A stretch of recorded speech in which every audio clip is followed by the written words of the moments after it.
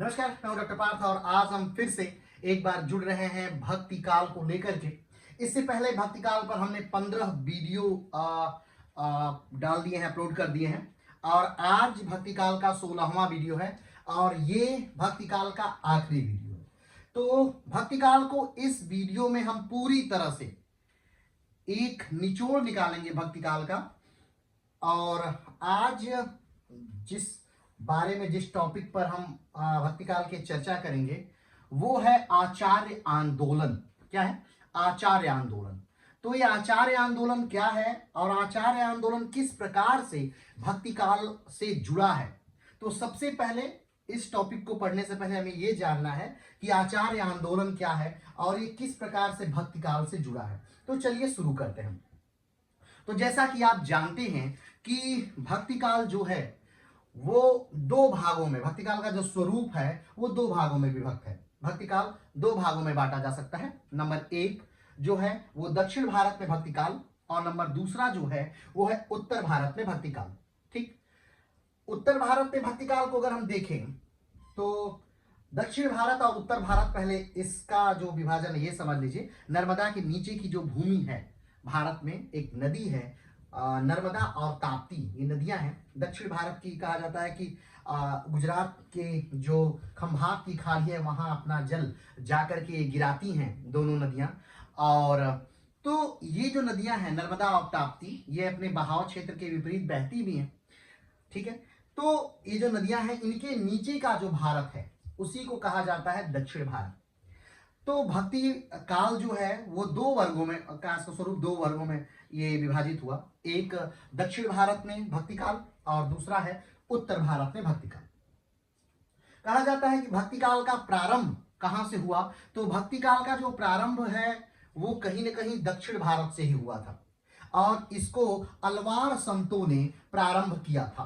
भक्ति काल को अलवार संतों ने प्रारंभ किया और दक्षिण भारत से ही इसका प्रादुर्भाव हुआ। अलवार संत क्या है? तो अलवार संत का तात्पर्य है यानी कि ऐसे तमिल कवि जो विष्णु को मानते थे उसको अलवार कहा गया और ऐसे तमिल कवि जो कि शिव को मानते थे, शिव के रूपों में विश्वास करते थे, शिव के अवतारों में विश्वास करते थे, उनको नयनार कहा गया।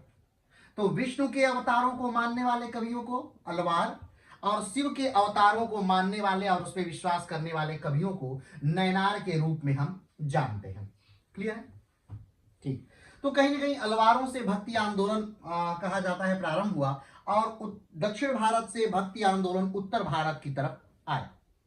उत्तर भारत में भक्ति का जो स्वरूप था वो यानी कि अपने भक्ति काल प्रारंभ क्यों हुआ?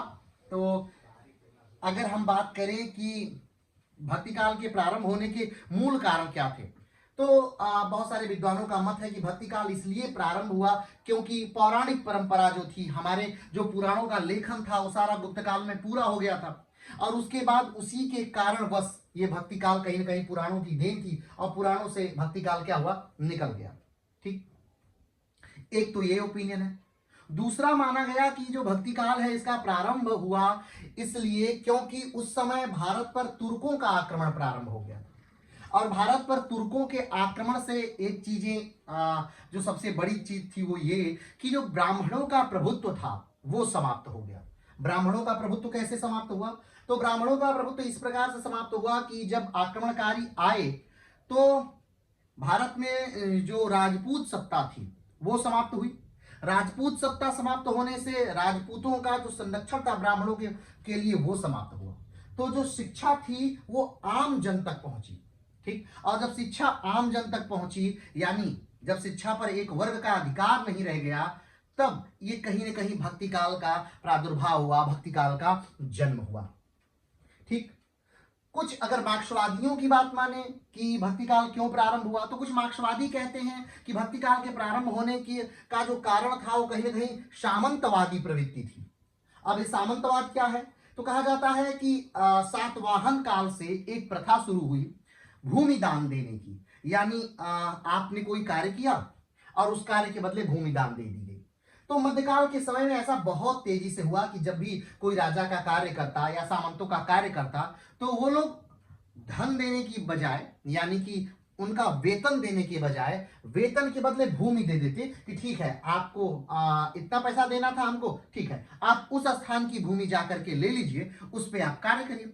ठीक, तो अब मान लीजिए अगर हमें भूमि दे दी गई, किसी राजा ने हमें भूमि दे दी, कहीं पर 50 बीघा 10 बीघा हमें भूमि दे दी गई, तो स्वाभाविक बात है हम जाकर वहां पर तो खेती करेंगे नहीं। तो हमारी खेती वहां पर कौन करेगा? तो वहां का जो कोई लोकल आदमी होगा, जो कोई उस स्थान का निवासी होगा, वही उस स्थान पर खेती हमारी भूमि पर करेगा। अब वो जो व्यक्ति होगा वो उच्च वर्ग का तो होगा नहीं, स्वाभाविक बात है। वो किस वर्ग का होगा? वो निम्न वर्ग का होगा। तो निम्न वर्ग का क्या हुआ? जुड़ाव हुआ उच्च वर्ग। अब देखिए, अब सामंत से सीधे कौन जुड़ा? निम्न वर्गीय लोग। या राजा से सीधे कौन जुड़ा? निम्न वर्गीय लोग, जो उनका खेती कर रहा है। अब एक उच्च अधिकारी है जिसको राजा ने भूमि दी, तो अब भूमि मुझे मिली, मैं एक उच्च अधिकारी हूं, तो मुझसे सीधा कौन जुड़ा? निम्न वर्गीय लोग जुड़े। क्यों? क्योंकि मुझे खेती करवानी है, और खेती कौन करेंगे? वो निम्न वर्गीय लोग। तो कृषि से एकदम सीधे जुड़ गए, और कहीं ना कहीं वो अनाज उगाकर हमें दे रहे थे, और अब हम उन्हीं के द्वारा उगाए हुए अनाजों को खाने के लिए बाध्य थे। ठीक, तो इस प्रकार ये भी कहा जाता है कि ये भी भक्ति मूवमेंट का एक कारण है। ठीक है, चलिए, तो ये तो मान लीजिए हो गया कारण। दूसरी बात कर लेते हैं कि भक्ति आंदोलन जो था, इससे क्या फायदे हुए? भक्ति आंदोलन चला, भक्ति का आंदोलन का विकास हुआ, भक्ति का आंदोलन का उत्कर्ष हुआ। ठीक, तो आखिर में क्या फायदा क्या हुआ भक्ति आंदोलन से? अगर सबसे पहली बात करें कि भक्ति आंदोलन से क्या फायदा हुआ, तो निम्न वर्ग का व्यक्ति जो था वो कहीं ना कहीं शिक्षा से जुड़ा। ठीक, स्वाभाविक बात है, निम्न वर्ग का व्यक्ति शिक्षा से जब जुड़ेगा तो ये अपने समय के लिए बहुत बड़ी बात थी। निम्न वर्ग का व्यक्ति शिक्षा से जुड़ा, क्योंकि इससे पहले निम्न वर्ग की स्थिति जो थी वो बहुत दयनीय थी। आप देखिए, आपने पढ़ा कि जब एक निम्न जात का व्यक्ति, बहुत नीच व्यक्ति गांव में एंटर करता तो आवाजें लगाता, अपने हाथ में एक लाठी लिए रहता, गले में एक मटका बांधे रहता ताकि वो कहीं थूके ना, अपने कमर में एक पूंछ लगाया रहता ताकि वो जब चले और उसके पैरों का जो निशान बने वो उसकी पूंछ से या उसके पंखों से वो क्या हो जाए, वो निशान मिट जाए। जोर जोर से चिल्लाता रहता ताकि उसकी परछाई तक किसी पे ना पड़े। ठीक है, तो इससे निम्न वर्ग और उच्च वर्ग में जो ये अंतर था वो समाप्त होने लगा। इस अंतर को किस प्रकार से, इस समाप्त हुए अंतर को देख सकते हैं? इससे देखा जा सकता है कि मीराबाई जो है वो उच्च वर्ग की महिला है। क्या है? उच्च वर्ग की महिला है। और रैदास जो हैं ये निम्न वर्ग के संत हैं, यानी ये मोची हैं, निम्न वर्ग के संत हैं। तो निम्न वर्ग के जो रैदास है, निम्न वर्ग के मोची संत जो हैं, ये किससे? तो अब मीरा जो है इनकी शिष्या बन जाती है। रैदास की मीरा क्या बन गई? शिष्या बन गई। और ये अपने आप में बहुत बड़ी बात है। तो पहला, निम्न वर्ग से उच्च वर्ग का जुड़ाव, महिलाओं का, संतों का क्या हुआ? जुड़ाव। ठीक, अगली बात, भाषा। जो अभी तक जो भक्ति थी, जो भगवान थे, वो जो संस्कृत समझते थे, अब वो भगवान आम भाषा भी समझने लगे। मतलब इसका तात्पर्य आप ऐसे समझ सकते हैं कि अभी तक यानी वेद, पुराण, उपनिषद, ठीक, ये जो सारी रचनाएं थी भारतीय परंपरा में, चाहे वो महाभारत, चाहे वो गीता, चाहे वो रामायण, ये सब की सब संस्कृत मूल में थी। तो जब निम्न वर्ग का कोई व्यक्ति जब संत बना तो उसने क्या किया? उसने सबसे पहले इन्हीं ग्रंथों का अनुवाद किया आम बोलचाल की भाषा में। और जब आम बोलचाल की भाषा में इन चीजों का अनुवाद हुआ तो उससे एक बड़ा भयंकर बदलाव आया। लोग भगवान को जान पाए और लोग भगवान तक पहुंच पाए, लोग भगवान के बताए हुए मार्गों को समझ पाए। अब तक उच्च वर्ग का जो व्यक्ति बोल देता था वही ब्रह्म सत्य हुआ करता था, लेकिन अब निम्न वर्ग का व्यक्ति भी उसे चीज को पढ़ रहा था, जान रहा था। तो उच्च वर्ग निम्न वर्ग का दोनों का संपर्क हुआ, निम्न वर्ग कहीं ना कहीं उच्च वर्ग से जुड़ा। शिक्षा का स्तर जो था उसी पढ़ने के लिए, आम बोलचाल की भाषा के ग्रंथ को पढ़ने के लिए ही लोगों ने शिक्षा पाना ज्यादा तेजी से किया, यानी शिक्षा पाना शुरू किया। ग्रंथ पढ़ने के लिए तो लोग शिक्षित हुए। जो संस्कृत पर जो संस्कृत भाषा में ही सारे ग्रंथ थे उनका अनुवाद हुआ, आम बोलचाल की भाषा में अनुवाद हुआ। जो एक धर्म विशेष, एक जात विशेष पर पर ही केंद्रित हो चुका था हिंदू धर्म। यानी वही लोग हिंदू धर्म के बारे में बताएंगे, वही लोग ब्राह्मण धर्म के बारे में बताएंगे, वही लोग हमें धर्म से जोड़ने का माध्यम कौन हो गए थे? ब्राह्मण हो गए थे। यानी भगवान को एक आम जनजीवन से कौन जोड़ेगा? ब्राह्मण जोड़ेगा। वो चीजें समाप्त हो गई। यानी अब हर व्यक्ति सीधे भगवान से क्या हो सकता था? वो जुड़ सकता था। तो जो माध्यम थे, ब्राह्मण जो माध्यम थे, वो क्या हो गए? वो समाप्त होने लगे। तो उत्पत्ति का कारण हम लोग जान लिए कि भक्ति काल क्यों उत्पत्ति हुई। अगर हम बात करें कब से उत्पत्ति हुई, भगवान भक्ति काल की उत्पत्ति कब से हुई, तो भक्ति काल कब से उत्थान हुआ? तो 6वीं शताब्दी से ही कहीं ना कहीं अलवार संत आ चुके थे, और 7वीं से 9वीं शताब्दी तक अलवार संत रहे।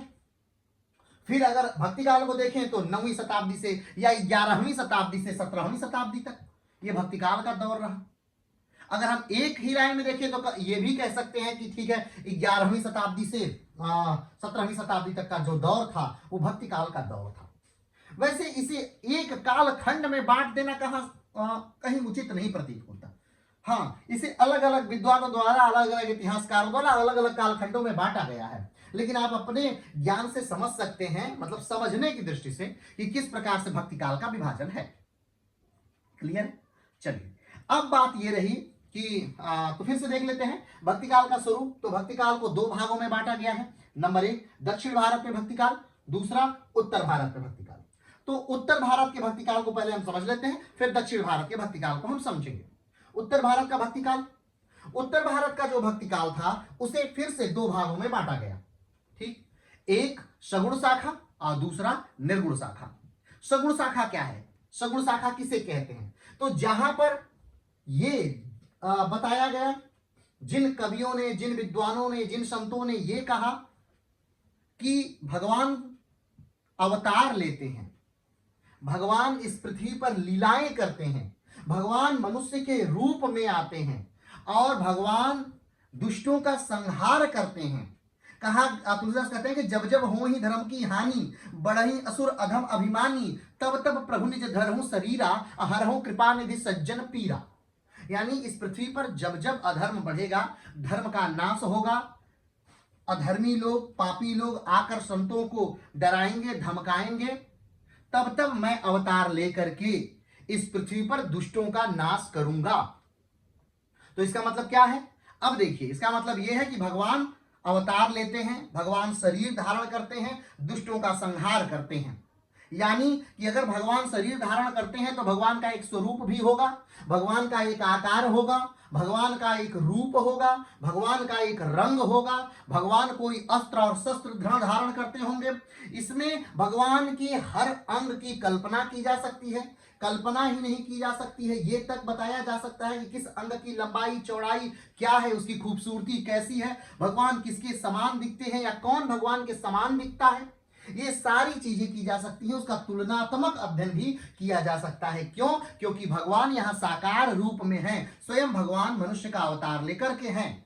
और यहां पर तो भगवान श्री कृष्ण गीता का उपदेश देते स्वयं अपने विशाल अवतार में आकर के अर्जुन को दर्शन भी देते हैं।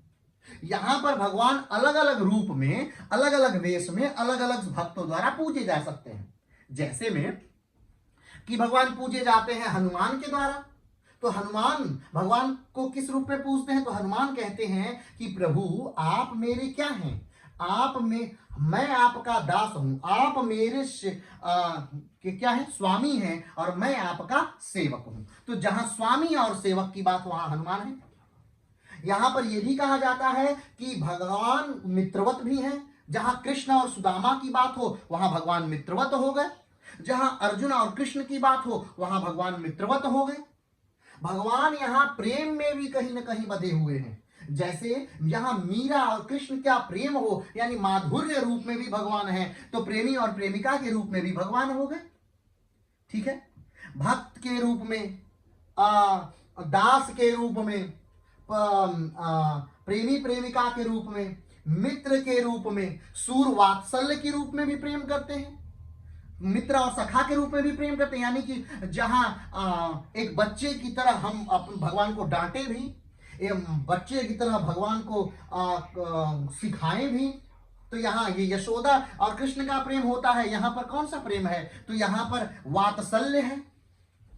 समझ रहे हैं? तो कहने का मतलब बस ये कि जब हम भगवान को अलग अलग रूपों में भगवान को पूजते हैं, अलग अलग आकृति में भगवान को पूजते हैं, तब ये साकार रूप भगवान का माना जाता है। ठीक है, तो भक्ति काल का साकार, भक्ति काल को दो भागों में बांटा गया, एक दक्षिण भारत में भक्ति काल, दूसरा उत्तर भारत में भक्ति काल।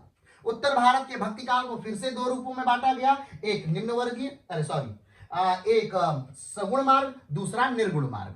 सगुण मार्ग हमने बताया कि जहां भगवान साकार रूप में हो, जहां भगवान जन्म लेते हो, जहां भगवान की आकृति हो, आकार हो, रंग हो, रूप हो, वेश हो, भूषा हो, उनके धनुष हो, तरकश हो, बाण हो या अस्त्र हो, शस्त्र हो, ऐसी सारी बातों का जिक्र जहां होता है, उनके उपदेश हो, उनकी बातें हो, ये सारी बात जहां होती है उसे सगुण रूप कहा जाता है। दूसरी जो शाखा है उत्तर भारत की, इसे कहा जाता है निर्गुण शाखा, यानी कि जहां भगवान का अवतार नहीं हो, यानी भगवान है तो लेकिन किस रूप में है ये किसी को पता नहीं है। भगवान है तो लेकिन उनकी ऊंचाई क्या है किसी को पता नहीं है। भगवान है तो लेकिन वो कितने बड़े हैं किसी को पता नहीं है। भगवान है तो लेकिन वो किस रंग के हैं नहीं पता। भगवान है वो किस रूप के हैं नहीं पता। भगवान का होठ कैसा है नहीं पता। भगवान कौन सा अस्त्र धारण करते हैं नहीं पता। भगवान अपने भक्तों को कैसे समझाते हैं नहीं बने। जहां भगवान की किसी साकार रूप की बात नहीं की जा सकती है, जहां भगवान के जन्म की बात नहीं की जाती, जहां भगवान के मृत्यु की बात नहीं की जाती, जहां भगवान द्वारा ज्ञान देने की बात नहीं की जाती, जहां भगवान को अलग अलग रूपों में पूजने की बात नहीं की जाती, वो क्या है, निर्गुण भक्ति है। ठीक बात समझ रहे हैं? तो निर्गुण भक्ति में भगवान की किसी आकार की बात नहीं होगी, रूप की बात नहीं होगी, रंग की बात नहीं होगी, आकृति की बात नहीं होगी, उनके अस्त्र और शस्त्रों की बात नहीं होगी, उनके मुस्काने की बात नहीं, उनकी किसी चीज पे बात नहीं, उनकी यानी साकार रूप में किसी चीज की बात नहीं हो सकती। वो क्या है, निर्गुण भक्ति है। अब निर्गुण भक्ति के कवि कौन कौन से हैं या कौन ऐसे लोग हैं जो भगवान के निर्गुण रूप को मानते हैं? तो भगवान के निर्गुण रूप को मानने वालों में से सबसे प्रमुख जो कवि हैं, अब देखिए, अच्छा इसको अभी छोड़ दीजिए, निर्गुण रूप छोड़ दीजिए, सगुण रूप छोड़ दीजिए। निर्गुण आप समझ गए, ठीक, सगुण आप समझ गए, ठीक। अब चलिए सगुण को, अब सगुण भक्ति धारा फिर से एक बार आ जाइए, फिर से समझ लेते हैं। भक्ति काल का दो भागों में विभाजन हो गया। नंबर एक दक्षिण भारत में भक्ति काल, नंबर दूसरा उत्तर भारत में भक्ति काल। क्लियर है? उत्तर भारत में भक्ति काल को दो भागों में बांटा गया है, सगुण भक्ति धारा और दूसरा निर्गुण भक्ति धारा। क्लियर है? चलिए आगे बढ़ते हैं। अब आते हैं सगुण भक्ति धारा। सगुण भक्ति धारा को फिर से दो भागों में बांटते हैं। कौन कौन सी? तो सगुण भक्ति धारा यानी जहां भगवान का आकार निश्चित है, आकृति निश्चित है, रूप निश्चित है, रंग निश्चित है, उनके सारी चीजें जहां उनकी बातें होती है, उनके जन्म की बात होती है, उनके आदर्शों की बात होती है, उनकी मृत्यु की बात होती है। तो सगुण भक्ति धारा को फिर से दो रूपों में बांटा गया है, एक राम भक्ति धारा और दूसरा है कृष्ण भक्ति धारा। राम भक्ति धारा, राम भक्ति धारा यानी ऐसे संत, ऐसे महात्मा, ऐसे ऋषि जो राम को मानते हैं। किसको मानते हैं? राम को मानते हैं। वहां राम भक्ति धारा कहीं न कहीं जुड़ी हुई है। अब राम भक्ति धारा में किसकी उपासना होती है? तो राम भक्ति धारा में भगवान श्री राम की उपासना होती है, जिनको कि विष्णु का अवतार माना जाता है। राम को क्या मानते हैं? राम को विष्णु का अवतार मानते हैं। राम को धनुष और बाण के साथ सुशोभित करते हैं। ठीक है, राम को एक निश्चित काल का बताते हैं। राम के जन्म के बारे में भी बताया जाता है, राम की मृत्यु के बारे में भी बताया जाता है, राम के रूप, रंग, आदर्शों के बारे में भी बताया जाता है। ठीक, यानी जहां राम के हर चीज की चर्चा होती है वहां राम भक्ति शाखा को कहा जाता है। अब राम भक्ति शाखा के प्रमुख जो है कवि, वो कौन कौन से हैं? तो राम को अगर देखा जाए कि साकार रूप में मानने का श्रेय सबसे पहले कहां मिलता है, तो राम को साकार रूप में मानने का श्रेय यानी भगवान के रूप में साकार रूप में मानने का श्रेय जो मिल रहा है वो अलवार संतों से मिल रहा है। कौन संतों से? अलवार संतों से। अब आप कहेंगे कि भगवान राम को तो शुरू से ही राम है। नहीं, देखिए अब आप ध्यान दीजिएगा, हमेशा ध्यान दीजिएगा, भगवान राम जो है वो दो राम है। ठीक है, राम का तो ऐसे कई रूप है और कई रूप में राम जाने जाते हैं। तो यहाँ पर दो राम हैं। कौन कौन से राम? एक जो है वो राम जो है वो वाल्मीकि के राम है। दूसरे जो राम है वो तुलसी के राम है। अब वाल्मीकि के राम और तुलसी के राम में क्या अंतर है? वाल्मीकि द्वारा रचित जो रामायण है उसके राम अलग हैं। रामचरित मानस यानी तुलसी द्वारा रचित जो रामचरित मानस है इसके राम अलग हैं। रामचरितमानस में राम एक भगवान के रूप में वर्णित हैं, जबकि वाल्मीकि रामायण में जो है वो राम एक मर्यादा पुरुषोत्तम के रूप में यानी एक आदर्श व्यक्ति के रूप में वर्णित है। बात समझ रहे हैं? ठीक है, चलिए आगे बढ़ते हैं। तो यहां पर राम भक्ति शाखा के प्रमुख जो कवि हैं, जिन्होंने वैसे तो सबसे प्रमुख कवि जो माने जाते हैं राम भक्ति शाखा के, जो कि दक्षिण से उत्तर की तरफ राम को लेकर के आए, वो कौन थे? तो वो थे रामानंद। कौन थे? रामानंद। रामानंद के 12 शिष्य थे, आप जानते होंगे, ठीक। और रामानंद कहीं न कहीं दक्षिण से उत्तर की तरफ भक्ति आंदोलन या भक्ति मूवमेंट को लेकर के आए। रामानंद के जो शिष्यों में प्रमुख जो शिष्य थे वो माना जाता है कि कबीर हैं, रैदास हैं, दादू हैं, धन्ना है, पीपा है, ये सारे उनके कवि उनके शिष्य माने जाते हैं।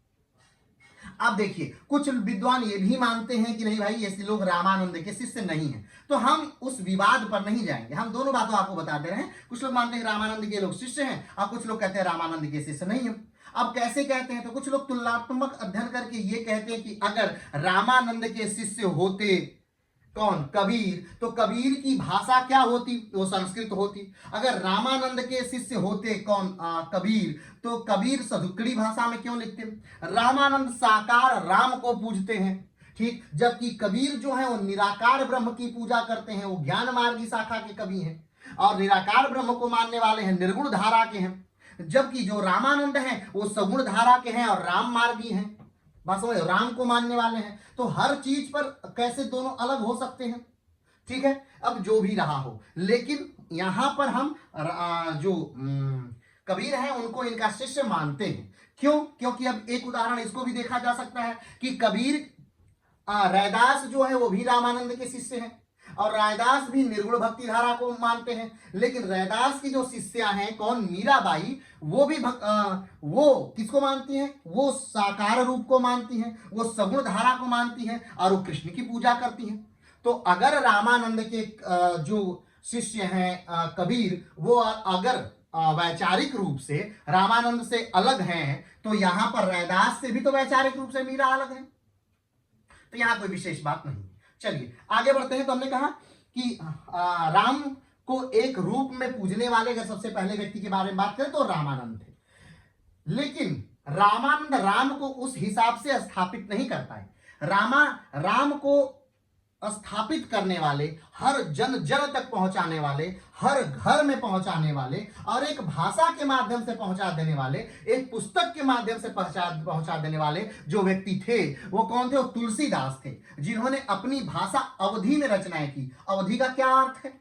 अवधि का अर्थ है यानी जो अवध क्षेत्र में बोली जाने वाली भाषा है, इसे अवधि कहा जाता है। अवध क्षेत्र कौन सा है? तो उत्तर प्रदेश बिहार का जो क्षेत्र है वो अवध वाला क्षेत्र है। इसमें भी सारा क्षेत्र नहीं, जैसे कि गोंडा हो गया, बहराइच हो गया, बलरामपुर हो गया, गोरखपुर हो गया, श्रावस्ती हो गया, ठीक, लखनऊ हो गया, फैजाबाद हो गया, अयोध्या हो गया, ये पूरा जो क्षेत्र था ये अवध वाला क्षेत्र था और इसी क्षेत्र में भगवान श्री राम का जन्म हुआ था, ऐसा माना जाता है।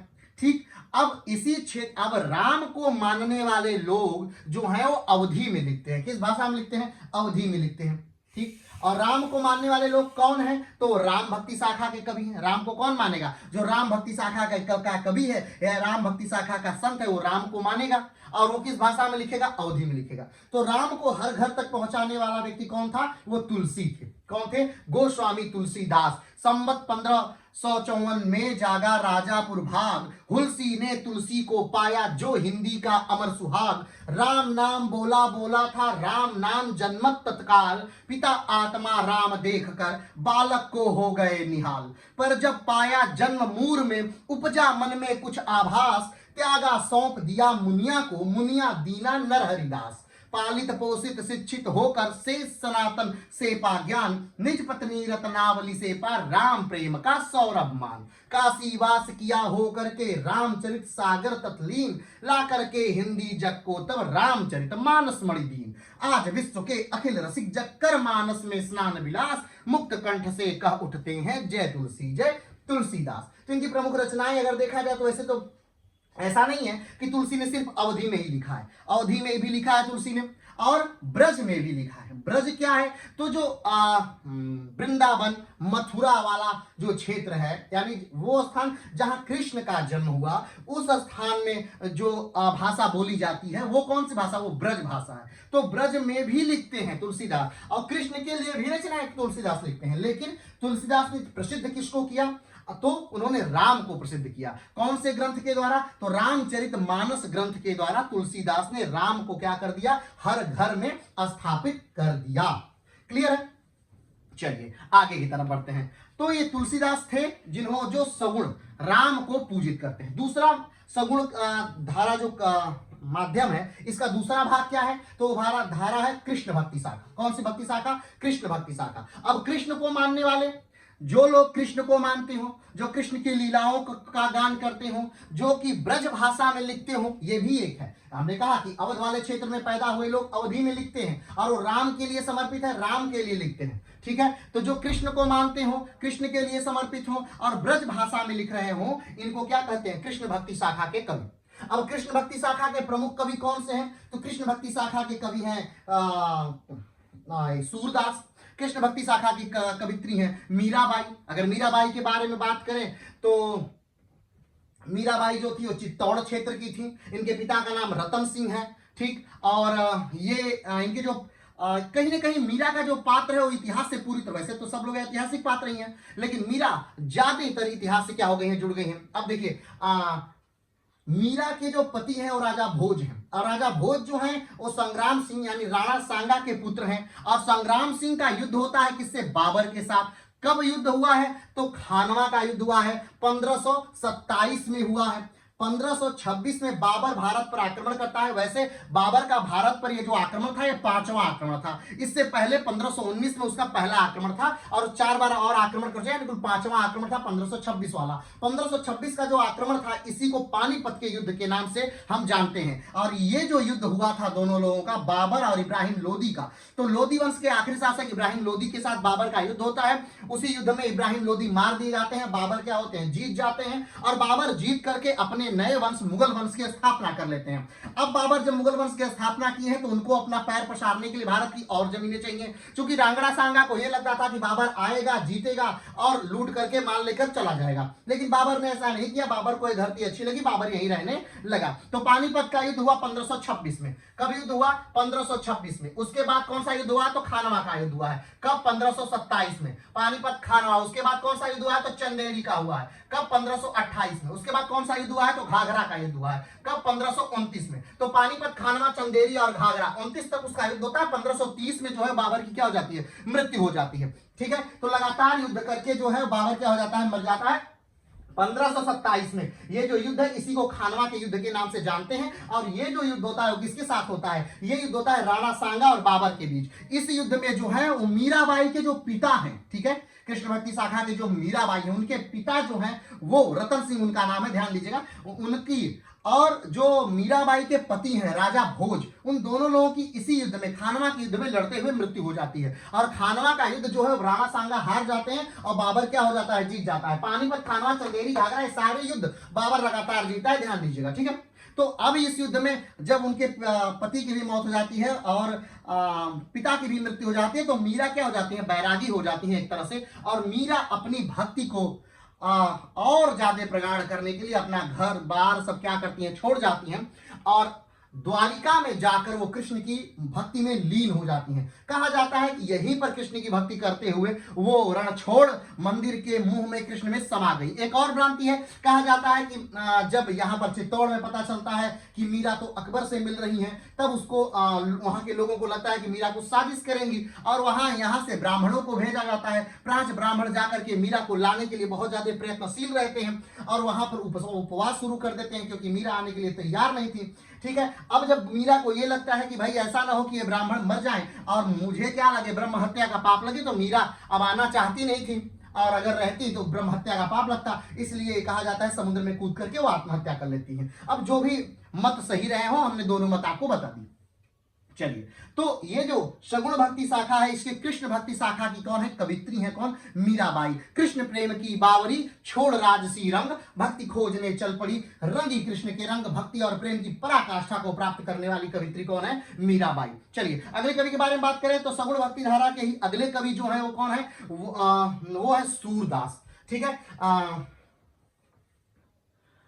तो सूर कौन है? अब सूर जो है कहा जाता है कि सूर वल्लभाचार्य के शिष्य हैं। किसके शिष्य हैं? वल्लभाचार्य के शिष्य हैं। और वल्लभाचार्य एक बार जब सूर रास्ते पे ऐसे बिलख रहे थे तो इनके सर पर हाथ रखकर वल्लभाचार्य आशीर्वाद देते हैं और कहते हैं ऐसे बिलखो नहीं, तो मंदिर में जाओ और भजन गाओ। और वहीं पर जाकर सूरदास क्या करते हैं? भजन गाते हैं, बहुत सारे भजन गाते हैं। और वो भजन 1.25 लाख से भर जाते हैं, 1.25 लाख पदग्रस गगरी। दीक्षा ले वल्लभाचार्य से गया बाल कृष्ण कीर्तन, हिंदी जग के सूर सूर है, अन्य कवि सब तारागण। ठीक है, संवत 1535। ठीक है, आगे बढ़ो। तो सूरदास कौन कौन है? तो सूरदास ने सूर सारावली, साहित्य लहरी इत्यादि जो रचनाएं की हैं। कहा जाता है सूर की जो कल्पनाएं हो वो इतनी बेहतरीन कल्पनाएं हैं कि उन्हें अंधा मानना भी क्या है? अतिशयोक्ति। यानी अंधा वो नहीं थे ऐसा, कुछ लोग तो ऐसा कहते हैं कि नहीं सूर पहले सही थे बाद में अंधे हुए थे, क्योंकि उनकी रचनाओं को पढ़ करके ऐसा नहीं लग सकता कि सूर क्या थे? अंधे थे। तो चलिए आगे बढ़ते हैं। सगुण भक्ति, ये हो गई सगुण भक्ति शाखा। फिर से एक बार देख लेते हैं। भक्ति काल का 2 भागों में विभाजन हुआ है, दक्षिण भारत में भक्ति काल और उत्तर भारत में भक्ति काल। उत्तर भारत के भक्ति काल को फिर से 2 रूपों में बांटा जाता है, सगुण भक्ति शाखा और निर्गुण भक्ति शाखा। सगुण भक्ति शाखा को 2 भागों में फिर से बांट दिया गया है, राम भक्ति शाखा, कृष्ण भक्ति शाखा। राम को मानने वाले राम भक्ति शाखा के अंतर्गत, कृष्ण को मानने वाले कृष्ण भक्ति शाखा के अंतर्गत। अगला कौन है? निर्गुण भक्ति शाखा। निर्गुण, अब निर्गुण को हमने बताया था जहां पर निराकार ब्रह्म की पूजा होती है, भगवान किसी रूप की बात नहीं होती, भगवान किसी रंग की बात नहीं होती, किसी आकार की बात नहीं होती, किसी आकृति की बात नहीं होती, उनकी किसी हथियार किसी अस्त्र शस्त्रों की बात नहीं होती। ठीक है, वहां पर क्या है? निर्गुण ब्रह्म। लेकिन निर्गुण ब्रह्म को भी 2 रूपों में बांटा गया है, एक प्रेम मार्ग की शाखा, दूसरा है ज्ञान मार्ग की शाखा। अब प्रेम मार्ग की शाखा क्या है? जहां पर बात यह होती है कि भगवान को मात्र ज्ञान के द्वारा ही प्राप्त किया जा सकता है, वहां पर उसे प्रेम मार्ग की शाखा कहते हैं। जहां पे भगवान को कैसे प्राप्त किया जाता है? जहां पर बात ये कही जाती है कि आप अच्छे गुरु की संगत में रहिए, अच्छे लोगों के संगत में रहिए और आपको क्या प्राप्त होगा? ज्ञान प्राप्त होगा, और उसी ज्ञान के माध्यम से आपको भगवान क्या हो जाएंगे? मिल जाएंगे। इसे कहते हैं ज्ञान मार्ग की शाखा। ठीक है, और जहां पर यह कहा जाता है कि नहीं भाई साहब, आपको प्रेम, आप मात्र प्रेम में रहिए और मात्र प्रेम से ही भगवान के पास जाइए, अपने आप को भगवान को समर्पित कर दिए, उसे प्रेम मार्ग की शाखा के अंतर्गत रखा गया है। ज्ञान मार्ग की शाखा के अंतर्गत कौन आता है? तो ज्ञान मार्ग की शाखा के सबसे बड़े जो कवि माने जाते हैं वो माने जाते हैं कबीर। कौन माने जाते हैं? कबीर हैं, दादू हैं, रैदास हैं, धन्ना है, नानक हैं। ये सारे लोग कौन है? तो प्रेम मार्ग की शाखा के क्या है? ज्ञान मार्ग की शाखा के क्या है? कबीर। ठीक, अगर कबीर के बारे में बात करें तो कहा जाता है संवत 1554 में रामानंद से पावरदान, जन्म दिया विधवा ब्राह्मणी ने, उपजा संत कबीर महान, लोक लाज वस त्याग मात ने, पड़ा लहर तारा के पास, पाकर नीरू नीमा ने ले जाकर पाला सहित उल्लास। रामानंद का बना शिष्य वह अनपढ़ किंतु सुविज्ञ महान, साधु संत संगति देसाटन से पाया था बहुविधि ज्ञान। आगे चलकर यही महात्मा करके संत काव्य निर्माण, थे पाए निर्गुण भक्तों में ऊंचा गौरव पूर्ण स्थान। कि यानी कि जो कबीरदास है इनका जन्म कहाँ हुआ है? तो जन्म के बारे में कबीरदास की कई मत हैं। पहला मत है कि कबीरदास जो है विष्णु के अवतार हैं। अगला मत है कि जो कबीरदास का जन्म है वो नीरू और नीमा नामक एक जुलाहे के घर में हुआ था, वहीं पर वो पले बड़े थे। अगला मत जो है वो कि कबीर का जो जन्म था एक विधवा ब्राह्मणी के गर्भ से हुआ था और वो ला करके लहरतारा की तालाब के किनारे छोड़ दी, और अगले दिन जब सुबह मछली पकड़ने के लिए नीरू और नीमा नामक 2 जुलाहे आए तो उनको कबीर प्राप्त हुआ। और जो एक और मत है वो कहता है कि नहीं, जो कबीर हैं वो डायरेक्ट लहरतारा तालाब में कमल के फूल पर क्या हुए थे? अवतरित हुए थे, वो पैदा नहीं हुए थे। तो ये कबीर को लेकर के 4 मत माने जाते हैं, प्रमुखतः 4 मत हैं। और जो कबीरपंथी लोग हैं, कबीर क्या है? तो अब कबीर क्या है? ज्ञान मार्ग की शाखा कबीर। तो पहली बात ध्यान रखिए, कबीर भी राम को मानते हैं। क्या क्या क्या? राम को मानते हैं। जैसे में कबीर की जो का दोहा है उसमें कहा जाता है कि कस्तूरी कुंडल बस है, मृग ढूंढे बन माही, ऐसे घट घट राम है, दुनिया देख ही नाही। ठीक है, तो कबीर क्या कहते हैं? कबीर कहते हैं कि कबीर के भी राम है, लेकिन कबीर के राम में और जो तुलसी के राम है दोनों में अंतर है। क्या अंतर है? कबीर के राम नहीं दिखते हैं, तुलसी के राम दिखते हैं। कबीर के राम की आकृति, आकार, रूप, रंग, वेशभूषा कैसी है नहीं पता। तुलसी के राम का जो आकार, रूप, आकृति, वेशभूषा सब क्या है पता है। कबीर के जो राम है वो गुणातीत है। गुणातीत माने उनमें इतने गुण हैं कि उसकी व्याख्या नहीं की जा सकती, उसके बारे में बताया नहीं जा सकता, उसके बारे में बोला नहीं जा सकता, ठीक। और जो तुलसी के राम है उनकी व्याख्या की जा सकती है, और स्वयं तुलसीदास भी उनकी व्याख्या रामचरितमानस में करते हैं, ठीक है। तो ये तुलसी के राम और कबीर के राम में क्या है, मूलतः अंतर है। तुलसी जिस प्रकार भगवान के बारे में बात करते हैं, और वैसे ही कबीर जो है ये क्या कहते हैं, ये हर धर्म की जो बुराइयां हैं, जो कुरीतियां हैं, उसमें क्या है, कुठाराघात करते हैं, उसमें सीधे चोट पहुंचाते हैं। कबीरदास सीधे कहते हैं कि गारा माटी जोड़कर मस्जिद लगो बया बनाए, ता ऊपर चढ़ मुल्ला बाग दे क्या बहरा हुआ खुदाए।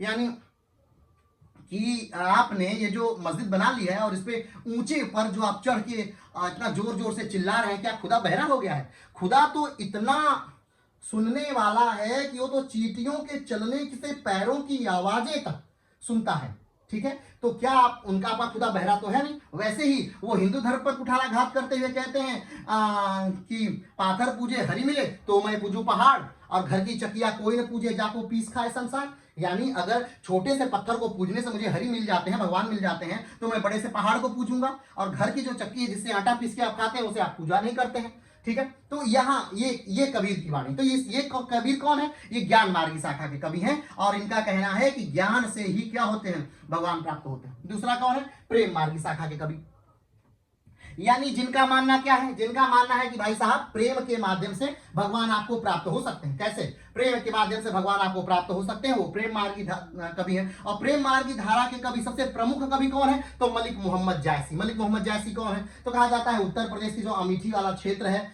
ठीक है, या जायस क्षेत्र जो है कहा जाता है, वहीं पर जायसी का जन्म हुआ था। और जायसी ने उसके बाद लिखना प्रारंभ किया था। शेरशाह सूरी का जो समय काल था उसी के समय जायसी थे, और जायसी के प्रसिद्धि का जो प्रमुख कारण है वो उनका ग्रंथ है जिसका नाम है पद्मावत। क्या नाम है, पद्मावत। वैसे पद्मावत भी है, खरावट भी है, मसाला नामा भी है, ठीक है, आखिरी कलाम भी है। ये सारे जायसी के प्रमुख ग्रंथ हैं, ठीक है। तो और जैसे कहा जाता है कि जब 7 वर्ष की उम्र के थे तो उनके मम्मी पापा मर चुके थे, और उन्हें एक चेचक हुआ था, उस चेचक से उनका आंख और कान क्या हो गया, खराब हो गया। इसकी वजह से जैसी बहुत कुरूप थे। एक बार जैसी दरबार में बैठे हुए हैं और शेरशाह सूरी का उन पर हंसने लगता है, तो जैसी कटाक्ष करते हुए शेरशाह सूरी से कहते हैं तुम मुझ पे हंस रहे हो या उस परमात्मा पर हंस रहे हो जिसने मुझे बनाया। अब इतनी सी बात सुनकर के जो शेरशाह सूरी बहुत क्या हो जाते हैं, लज्जित हो जाते हैं, ठीक है। चलिए आगे बढ़ते हैं। तो ये था ज्ञान मार्गी, क्या था, ये ज्ञान मार्गी था। अब हम बात करते हैं इसी का दक्षिण भारत में भक्ति आंदोलन। तो दक्षिण भारत में भक्ति आंदोलन को 2 भागों में बांट दिया गया। कौन सा, एक निम्न वर्गीय भक्ति आंदोलन, ठीक है, और दूसरा अभिजात्य वर्गीय भक्ति आंदोलन। निम्न वर्गीय भक्ति आंदोलन को फिर से 2, निम्न वर्गीय भक्ति आंदोलन और अभिजात्य वर्गीय भक्ति आंदोलन में क्या अंतर है। तो निम्न वर्गीय मतलब जब भक्ति आम जनजीवन तक पहुंची, दक्षिण भारत के जब आम लोग थे उन तक जो भक्ति पहुंची वो जो निम्न वर्गीय भक्ति आंदोलन था। और जो अभिजात्य वर्गीय यानी जो उच्च वर्ग तो भक्ति थी वो अभिजात्य वर्गीय कही गई, ठीक है। तो निम्न वर्गीय जो भक्ति आंदोलन था उसे 2 भागों में बांट दिया गया, एक लिंगायत संप्रदाय और दूसरा महाराष्ट्र भक्ति आंदोलन। लिंगायत संप्रदाय कैसे, क्या अर्थ समझते हैं। लिंगायत के जो प्रारंभकर्ता थे वो कौन थे, तो बसव थे। कौन थे, बसव थे, बसव थे, ठीक है। लिंगायत के प्रारंभकर्ता कौन थे, तो बसव थे। लिंगायत का मतलब है, लिंगायत जो है वो शैव संप्रदाय से निकला हुआ है, और लिंगायत वर्तमान समय में एक धर्म हो चुका है। क्या हुआ, एक धर्म हो चुका है। लिंगायत संप्रदाय जो है इसके सबसे ज्यादा लोग जो है वो कहा जाता है तो कर्नाटक राज्य में रहते हैं। उत्तरी कर्नाटक से लिंगायत संप्रदाय प्रारंभ हुआ था, और इसमें शिव की क्या करते हैं, आराधना करते हैं। शिव को एक लिंग के रूप में अपनी आस्था मानते हैं, और दिन भर में 3 बार उस शिवलिंग को निकाल करके अपने बाएं हाथ में रख करके और भगवान का ध्यान लगाते हैं। इसमें लिंगायत संप्रदाय में अगर देखा जाए तो मंदिर को नहीं मानते, वेद को नहीं मानते, पुराण को नहीं मानते, उपनिषद को नहीं मानते, गीता को नहीं मानते, रामायण को नहीं मानते, महाभारत को नहीं मानते। अगर मानते भी हैं तो मात्र कहते हैं कि ये जो ग्रंथ है ये सब मात्र एक साधन है, साध्य नहीं है। क्या है, साधन है, साध्य नहीं है। ये आपको कहां पहुंचा सकता है, मंदिर तक पहुंचा सकता है, मस्जिद तक पहुंचाते हैं, या आपको पहुंचा सकता है, ऐसा नहीं कि यहीं तक आपको पहुंचना है। इनका लक्ष्य क्या है, जीवन में लक्ष्य क्या है लिंगायत का, तो जीवन में लक्ष्य जो लिंगायत संप्रदाय इसका लक्ष्य है भगवान में विलीन हो जाना। क्या हो जाना, भगवान में विलीन हो जाना ही लिंगायत संप्रदाय का क्या है, वो लक्ष्य माना जाता है। ठीक है, बात समझ रहे हैं। और लिंगायत संप्रदाय के लोग जब मरते हैं तो उन्हें जलाया नहीं जाता, उन्हें क्या किया, उन्हें गाड़ दिया जाता है, भूमि में उनको ध्यान की मुद्रा में बना दिया जाता है, और इसी मुद्रा में उनको क्या कहते हैं, भूमि के नीचे गाड़ दिया जाता है। उनका जो एक हाथ है वो लिंग पर, उनके अपने लिंग पर रख करके उन्हें गाड़ दिया जाता है। बात समझे। इसमें जो जो पूजा करते हैं वो एक नीले या काले रंग का एक पत्थर होता है, जिस पर वो एक लेप लगाते हैं, मिट्टी से, रेत से को तेल में मिलाकर, गोबर को एक तेल में मिलाकर उस पर लेप लगाते हैं ताकि वो गिरे तो फूटे नहीं। बात समझ रहे। तो ये लिंगायत संप्रदाय। दूसरा जो महाराष्ट्र भक्ति आंदोलन है, जो महाराष्ट्र के आम जनजीवन तक भक्ति आंदोलन पहुंचा, और जिसने कहा जाता है कि इसने कहीं ना कहीं मराठा साम्राज्य को जन्म दिया, वो क्या था, महाराष्ट्र भक्ति आंदोलन था, जिसके प्रमुख अगर संतों की बात करें तो कौन थे, ज्ञानेश्वर थे, रामदास थे, तुकाराम थे, एकनाथ थे। ठीक है, अभी हमने बात की कि जो लिंगायत संप्रदाय के संस्थापक कौन थे, तो बसव थे। कौन थे, बसव थे। आगे बढ़ते हैं। अभिजात्यवर्गीय, अभिजात्यवर्गीय को भी दो भागों में बांट दिया गया है, एक अलवार नयनार और दूसरा आचार्य आंदोलन। तो अलवार नयनार क्या है, अलवार और नयनार है। अलवार का अर्थ होता है जो भगवान विष्णु की पूजा करते हैं वो अलवार है क्या, और इसमें अलवार संतों की संख्या क्या है, तो 12 है। और भगवान विष्णु के अलग अलग जो चीजें हैं उसके वो अवतार हैं, जैसे गरुड़ के अवतार हैं, जैसे भगवान की माला के अवतार हैं, जैसे भगवान के शंख के अवतार हैं, भगवान के गदा के अवतार हैं। तो ऐसे कुल 12 संत हैं। कितने संत हैं, 12 संत हैं, जो अलग अलग भगवान के अलग अलग चीजों के क्या है, अवतार माने जाते हैं। क्लियर है, आगे बढ़ते हैं। अगला क्या है, तो अगला है अभिजात्य वर्गीय। अभिजात्य वर्गीय में अगला है आचार्य आंदोलन। आज जो हम पढ़ने जा रहे हैं वो इसी आचार्य आंदोलन के बारे में हम पढ़ेंगे। अभी तक हमने बस ये बात की कि हम क्या पढ़ेंगे, हम क्या पढ़ेंगे, तो हम आचार्य आंदोलन क्या करेंगे, पढ़ेंगे। ठीक है, आचार्य आंदोलन क्या है, आचार्य आंदोलन का उद्भव कैसे होता है, आचार्य आंदोलन का विकास कैसे हुआ, कौन कौन आचार्य आए और उन्होंने क्या क्या बातें कही, ये बहुत ही संक्षिप्त में हम जानेंगे, क्योंकि ये जो दर्शन है ये बहुत विशाल है और हमें इस दर्शन पर पीएचडी अभी नहीं करनी। ठीक है, तो हम क्या करेंगे, हम इस दर्शन को जानेंगे, सारे दर्शन को जानेंगे कि आचार्य आंदोलन में किस किस आचार्य ने कौन कौन से अपने मत दिए हैं। तो चलिए शुरू करते हैं आचार्य आंदोलन। तो हमने बताया था, पिछले वीडियो में कई बार बताया है कि 6वीं शताब्दी की बात है, 6वीं से 7वीं शताब्दी की बात है, जब केरल के एक छोटे से गांव में, कमेंट बॉक्स में बताइएगा गांव का नाम, एक छोटे से गांव में एक व्यक्ति का जन्म होता है जिनका नाम है शंकराचार्य। क्या नाम है, शंकर या शंकराचार्य। जो बच्चा 8 वर्ष की उम्र में वेदों का ज्ञान लेकर के अपनी मां के पास आता है कि मां मुझे सन्यास की अनुमति दे दीजिए, लेकिन मां जो है वो अपने बेटे को सन्यास की अनुमति नहीं देती है। क्यों, क्योंकि मां के बुढ़ापे की आखिरी लाठी है वो, जो बच्चे के पिता हैं वो पहले ही मर चुके हैं, तो बच्चे के अलावा मां के पास कोई नहीं है। तो मां कहती है नहीं, मैं तुम्हें सन्यास की अनुमति नहीं दे सकती। चलिए, अब सन्यास की अनुमति मां ने जब मना कर दिया तो बालक कैसे ही मां की आज्ञा की अवहेलना कर सकता है। बालक ने भी सन्यास लेने से अपने आप को किसी न किसी तरह मना लिया। एक समय ऐसी है कि अपने गांव में ही एक जो नदी बहती है, नदी का नाम कमेंट बॉक्स में बताइएगा।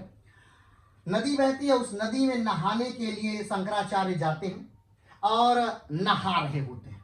ठीक, तभी एक मगर आता है, उनका पैर पकड़ लेता है। शंकराचार्य जोर जोर से चिल्लाते हैं, अपनी मां को पुकारते हैं कि मां बचाओ बचाओ। मां दौड़ कर आती है लेकिन मां बचा नहीं पाती। अब शंकर कहते हैं कि मां मैं तभी बच पाऊंगा जब आप मुझे अनुमति दे दें। तो किस चीज की अनुमति दे दें, आप मुझे सन्यास की अगर अनुमति दे देती हैं तो मैं बच जाऊंगा। मां कहती है ठीक है, सन्यास की अनुमति है, और इस प्रकार से शंकर का पैर मगर छोड़ देता है, और जो शंकर हैं वो आ जाते हैं, घर आते हैं। मां सन्यास से निकलने से पहले शंकर से एक वचन लेती है कि जब तुम कहीं भी रहो, अगर जब मेरी मृत्यु होती है तो तुम ही मेरा अंत्येष्टि या अंतिम संस्कार करोगे। शंकर इस बात का वचन देते हैं और वचन देके ओमकारेश्वर यानी मध्य प्रदेश आ जाते हैं। प्रभु गोविंद पाद को वहां गुरु बनाते हैं और उनसे हठ योग और सारी विद्याएं वहां प्राप्त करते हैं। अब उनकी उम्र है 12 वर्ष। उनके गुरु जो गोविंद पाद है वो कहते हैं ठीक है काशी जाओ, और वहां से शंकराचार्य काशी की तरफ आते हैं। वो शंकराचार्य काशी आ गए। कहाँ आ गए? काशी आ गए। और काशी में कहा जाता है कि शंकर, भगवान शंकर उनको चांडाल के वेश में दर्शन देते हैं और आदेश देते हैं कि उत्तराखंड जाओ, बद्रीनाथ जाओ। वहीं से जो शंकराचार्य हैं वो बद्रीनाथ आते हैं। कहा जाता है वहां पर वेद व्यास से उनकी मुलाकात होती है और वहीं पर पहला वो भाष्य लिखते हैं और वेद व्यास उनसे कहते हैं कि जाओ कुमारिल गुप्त के पास जाओ। कहाँ जाओ? कुमारिल गुप्त के पास जाओ।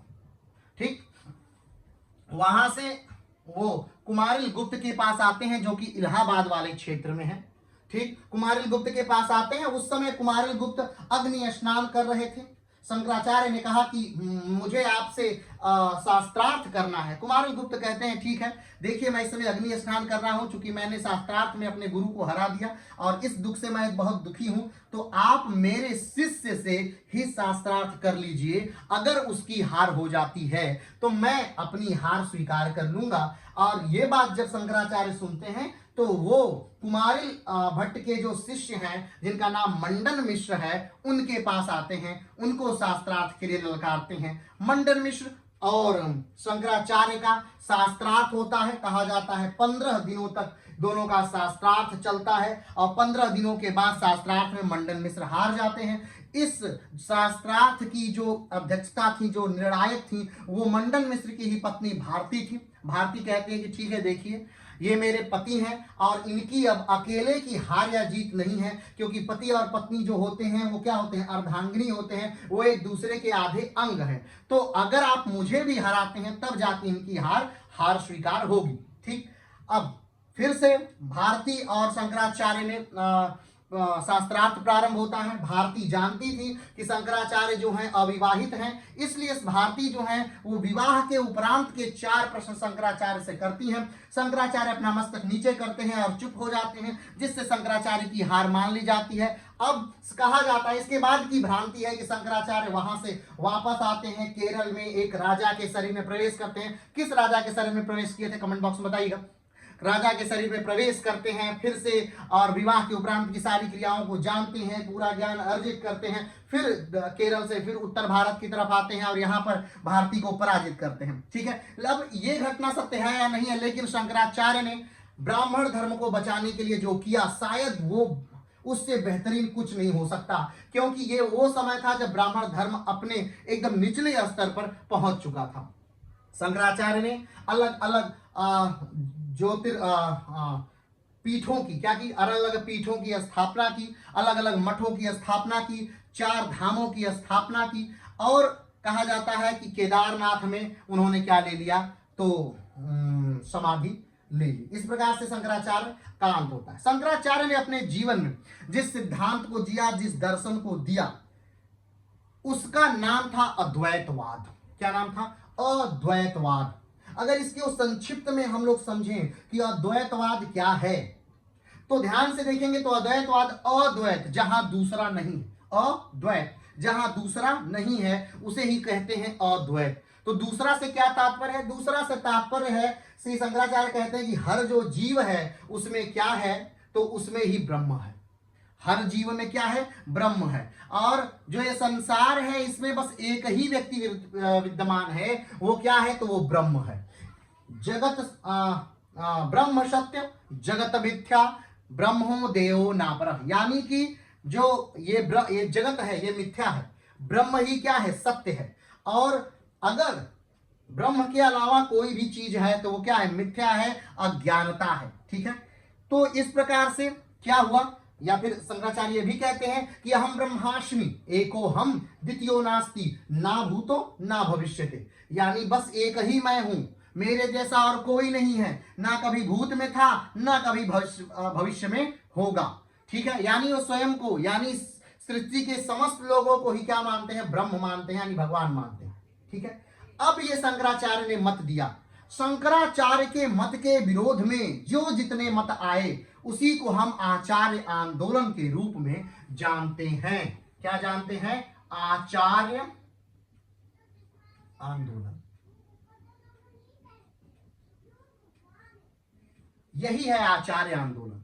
यानी कि शंकराचार्य ने जो मत दिया अद्वैतवाद, उसी मत का खंडन करने के लिए अलग अलग विद्वानों ने अलग अलग मत दिए, और वही क्या था, आचार्य आंदोलन था। तो चलिए, तो सबसे पहले आचार्य आंदोलन को हम इस प्रकार से देखते हैं कि शंकराचार्य के मत को काटने के लिए पहला जो मत था वो किसने दिया। तो आइए देखते हैं। जो पहला मत था वो अद्वैतवाद था। कौन सा मत था? अद्वैतवाद। सॉरी, अद्वैतवाद नहीं, द्वैतवाद। अद्वैतवाद तो शंकराचार्य का मत था। दूसरा जो मत था वो कौन था? अद्वैतवाद। कौन सा? द्वैतवाद। द्वैत मार्ग मतलब यानी दो।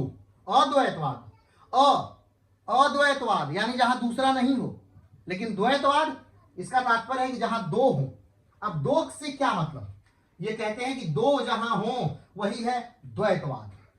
दो, द्वैतवाद। ठीक, तो कौन से दो, किस दो की बात कर रहे हैं? तो संक्षिप्त की में जानिए, अभी लाइनों पे नहीं जाइएगा, बस संक्षिप्त की में जानिए। इनका कहना था कि जहां दो लोग हों, यानी जहां भगवान यानी ब्रह्म भी हो और भक्त यानी मनुष्य भी हो, जहां जीव और ब्रह्म दो अलग अलग व्यक्ति हों, दो अलग अलग चीजें हों, वही कहलाता है द्वैतवाद। सीधी लाइन में। अद्वैतवाद जहां सिर्फ एक व्यक्ति हो, जहां सिर्फ ब्रह्म हो, ब्रह्म को छोड़कर जो भी चीजें हैं सब माया हो, वो अद्वैतवाद है। ठीक है। और द्वैतवाद यानी कि जहां दो हो, जहां जीव हो और ब्रह्म हो, उसे क्या कहते हैं? द्वैतवाद। क्या है? द्वैतवाद। तो यह एक संस्कृत शब्द है। क्या? द्वैतवाद जो है वो संस्कृत शब्द है। द्वैत दो भागों में अथवा दो भिन्न रूपों वाली स्थिति को निरूपित करने वाला एक शब्द है।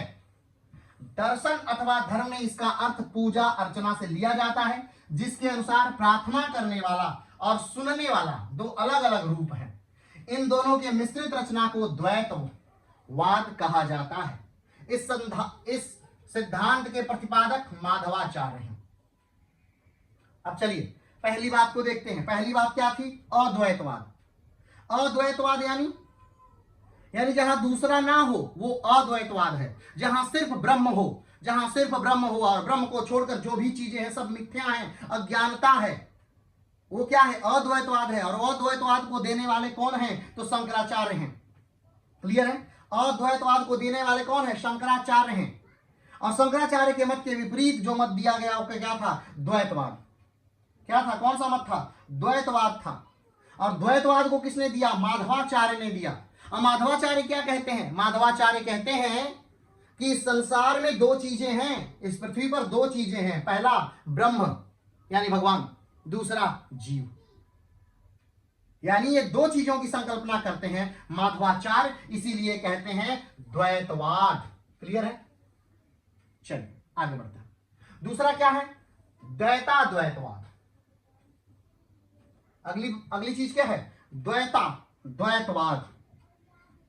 ठीक, इसके प्रवर्तक कौन है? तो इसके प्रवर्तक हैं निम्बाकाचार्य। कौन है? निम्बाकाचार्य। अब ये क्या कहते हैं? निम्बाकाचार्य क्या कहते हैं द्वैताद्वैतवाद में? ध्यान से समझिएगा। अब भूल जाइए कि हमने कुछ द्वैतवाद में कहा था और भूल जाइए कि हमने कुछ अद्वैतवाद में कहा था। दोनों चीजों को भूल जाइए। अब बस आप ध्यान रखिए द्वैताद्वैतवाद। द्वैताद्वैतवाद क्या कहते हैं? द्वैताद्वैतवाद जो हैं वो कहते हैं कि देखिए, ब्रह्म सिर्फ ब्रह्म भी है, ब्रह्म सिर्फ ब्रह्म भी है, और जीव सिर्फ जीव भी है। ब्रह्म अलग है, जीव अलग है, लेकिन दोनों मिले हुए भी हैं, जुड़े हुए भी हैं। ब्रह्म क्या है? भगवान अलग है, और जीव क्या है? जीव अलग है, लेकिन दोनों जुड़े हुए हैं। एक माध्यम से दोनों क्या है? जुड़े हुए हैं। तो ये बात कौन कह रहा है? द्वैताद्वैतवाद। अब ये कुछ कंफ्यूजिंग लग रहा है, तो इसको इस प्रकार से समझिए। द्वैताद्वैतवाद कहते हैं कि हम समुद्र के पास गए और हमने समुद्र से एक बाल्टी पानी क्या कर लिया? निकाल लिया, और लेकर के हम उत्तर भारत में काशी में आ गए। तो वो जो पानी है वो किसका पानी है? वो समुद्र का पानी है। पानी किसका है? वो समुद्र का पानी है। तो ऐसा तो नहीं कह सकते कि ये पानी हम जमीन खोद के निकाले, नहीं, ये पानी समुद्र का ही है। लेकिन अब हम ये भी नहीं कह सकते कि ये जो पानी है ये समुद्र है, ये भी तो नहीं कहेंगे, नहीं कहेंगे। यानी ये पानी समुद्र भी नहीं है, और हम ये भी नहीं कह सकते कि ये पानी समुद्र से अलग भी है, नहीं। पानी समुद्र से अलग भी नहीं है और ये पानी समुद्र भी नहीं है, यानी ये दोनों चीजें हैं, यानी अद्वैतवाद भी है, द्वैतवाद भी है। यहां जीव और ब्रह्म अलग अलग भी हैं और जीव और ब्रह्म दोनों एक मिले हुए भी हैं। तो यही क्या हो गया, यही हो गया द्वैताद्वैतवाद। ठीक, अब फिर से तीनों को समझिएगा। अद्वैतवाद, अद्वैतवाद, अद्वैतवाद यानी जहां दूसरा ना हो, सिर्फ एक की सत्ता हो, जहां सिर्फ ब्रह्म हो, जहां सिर्फ क्या हो, सिर्फ ब्रह्म ही ब्रह्म हो, ब्रह्म के अलावा कोई भी चीज जो भी हो, झूठ हो, मिथ्या हो, फरेब हो, तो क्या कहलाता है, अद्वैतवाद। ठीक, दूसरा क्या है, दूसरा है द्वैतवाद। द्वैतवाद में कहा गया है कि नहीं, जहां ब्रह्म और जीव दो क्या है, अलग अलग चीजें, वो क्या है, द्वैतवाद। द्वैताद्वैतवाद में क्या कहा गया है, द्वैताद्वैतवाद में कहा गया है कि ब्रह्म और जीव दोनों अलग अलग भी हैं, लेकिन ब्रह्म और जीव दोनों जुड़े हुए भी हैं। ठीक, इसका उदाहरण वो कह सकते हैं कि चाहे समुद्र से उदाहरण ले लीजिए, चाहे ले लीजिए कि गंगा का पानी एक बाल्टी निकाल के हम दक्षिण भारत में लेके चले गए, और अगर हम कहें कि ये गंगा है तो ये गलत है भाई, ये गंगा नहीं है, ये गंगा का अंश मात्र है। लेकिन हम ये भी नहीं कह सकते कि ये गंगा नहीं है, गंगा भी है भाई, गंगा भी है, गंगा का ही अंश है। तो उसी प्रकार दोनों को जोड़ते भी हैं। कौन इसके प्रतिपादक हैं द्वैताद्वैतवाद के, तो द्वैताद्वैतवाद के प्रतिपादक माधवाचार्य हैं, सॉरी, द्वैताद्वैतवाद के प्रतिपादक निम्बाकाचार्य हैं। ठीक, अद्वैतवाद के प्रतिपादक शंकराचार्य, द्वैताद्वैतवाद के प्रतिपादक माधवाचार्य और द्वैताद्वैतवाद के प्रतिपादक निम्बाकाचार्य, द्वैतवाद के प्रतिपादक माधवाचार्य। क्लियर है? चलिए अब हम आते हैं शुद्धाद्वैतवाद। कहां आते हैं, शुद्धाद्वैतवाद। अब चलिए पहले इन तीनों को समझ ले एक बार फिर से, उसके बाद हम शुद्धाद्वैतवाद पे आते हैं। अद्वैतवाद यानी इस पृथ्वी पर सिर्फ एक ही चीज है, वो क्या है, तो ब्रह्म है, यानी भगवान है।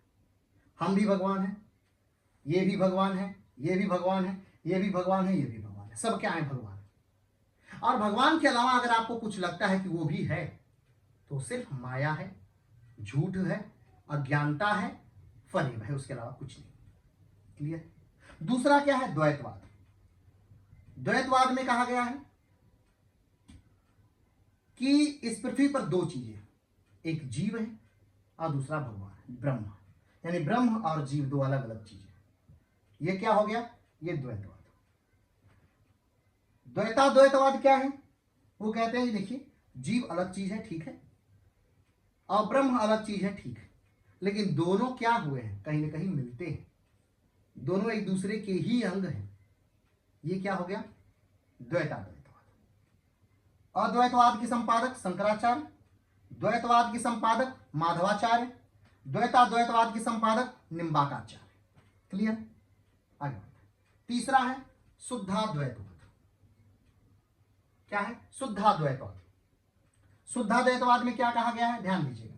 शुद्धाद्वैतवाद कहता है ब्रह्म सत्य, यानी भगवान सत्य है, ठीक है, जगत सत्य, ये जो जगत है, जीव है, ठीक है, ब्रह्म सत्य है और जीव ये भी सत्य है, और जो जीव है वो ब्रह्म का अंश है। अब आपको लगेगा कि ये द्वैतवाद की तरह ही कह रहा है शुद्धाद्वैतवाद, तो हाँ उसी की तरह कह रहा है, लेकिन दोनों के बस शब्दों में अंतर है।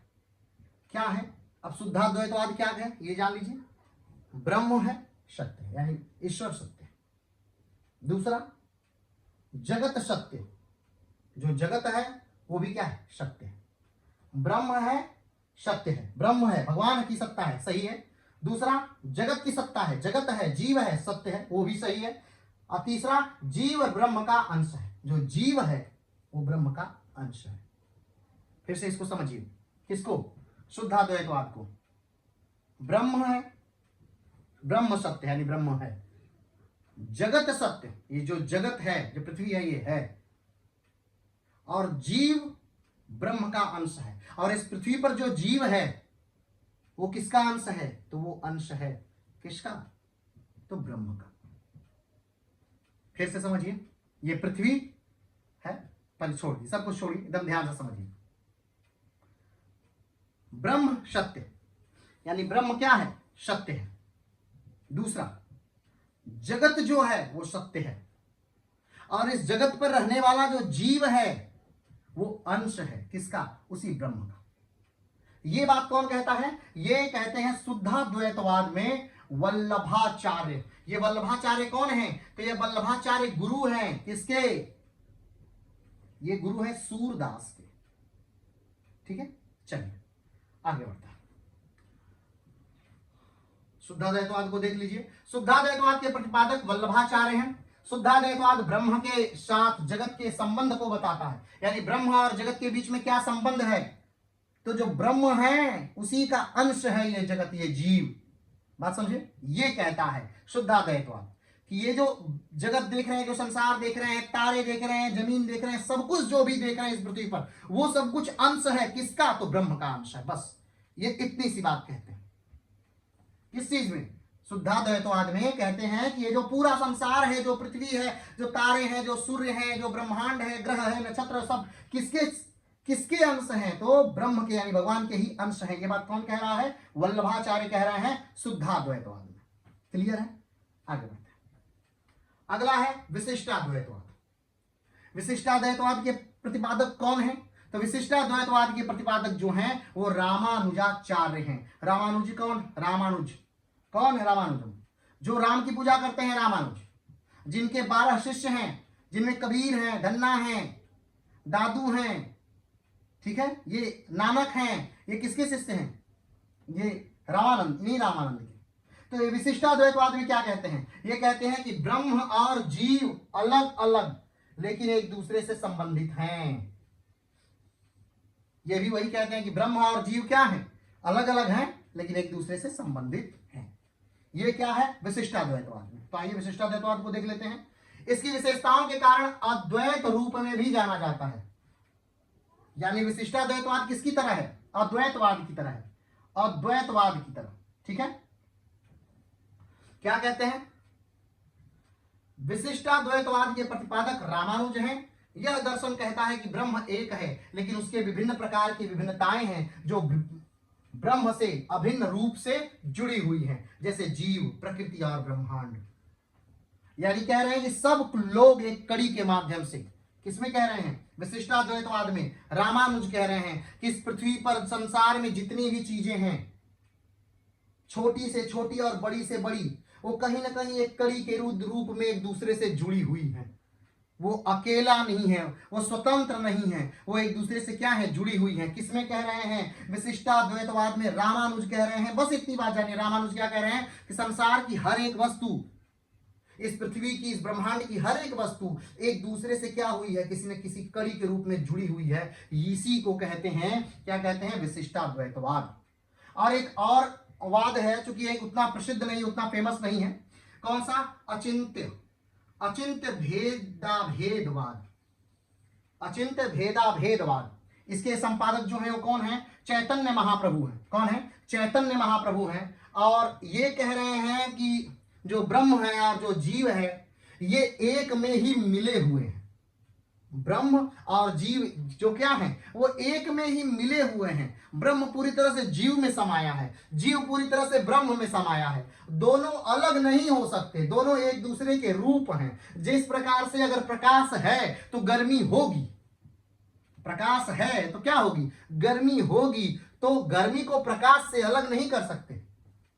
गर्मी को प्रकाश से अलग कर सकते हैं? नहीं कर सकते। उसी प्रकार से तो ये कहते हैं कि अचिंत्य भेदाभेदवाद। क्लियर है? तो ये जो हमने आज जाना, कौन कौन सा, फिर से देख लीजिए। हमने जाना अद्वैतवाद, द्वैतवाद, द्वैताद्वैतवाद, शुद्धाद्वैतवाद, विशिष्टाद्वैतवाद और अचिंत्य भेदभाववाद। चूंकि अगर इस दर्शन को हम एक एक पढ़ें तो बहुत विस्तृत से पढ़ सकते हैं, ऐसा नहीं है। एक एक घंटे की एक एक क्लासें, 2-2 घंटे की एक एक क्लासें होंगी। दर्शन बहुत विशाल है, लेकिन हमें मात्र उसके एक अर्थ की जरूरत थी, एक बात की जरूरत थी, एक लाइन की जरूरत थी, ताकि हम उसे विभाजित कर सकें कि किस प्रकार से अद्वैतवाद द्वैतवाद से अलग है, किस प्रकार से अद्वैतवाद द्वैताद्वैतवाद, शुद्धाद्वैतवाद, विशिष्टाद्वैतवाद और अचिंत्य भेदभाववाद, ये जो है सब अलग अलग हैं और इनके संपादक कौन हैं और ये अपनी विचारधारा में क्या कहना चाहते हैं, मूल क्या है इनकी बातों का, बस हम उसे अलग करना चाह रहे थे। ठीक है, तो आज जो भक्ति काल है ये पूरी तरह से समाप्त हो चुका है। तो भक्ति काल की हमने सारी चीजों का जो निचोड़ था आज वैसे हमने पढ़ लिया है। ठीक है, लेकिन अगर भक्ति काल को विस्तार से आपको देखना है तो इससे पहले जो क्लासें हैं उनको आपको 1 से देख करके 16 तक आपको आना होगा, तब जाके आप भक्ति काल को आप अच्छे से समझ पाएंगे। तो फिर मिलते हैं हम अगली क्लास में, तब तक के लिए नमस्कार, धन्यवाद, जय हिंद।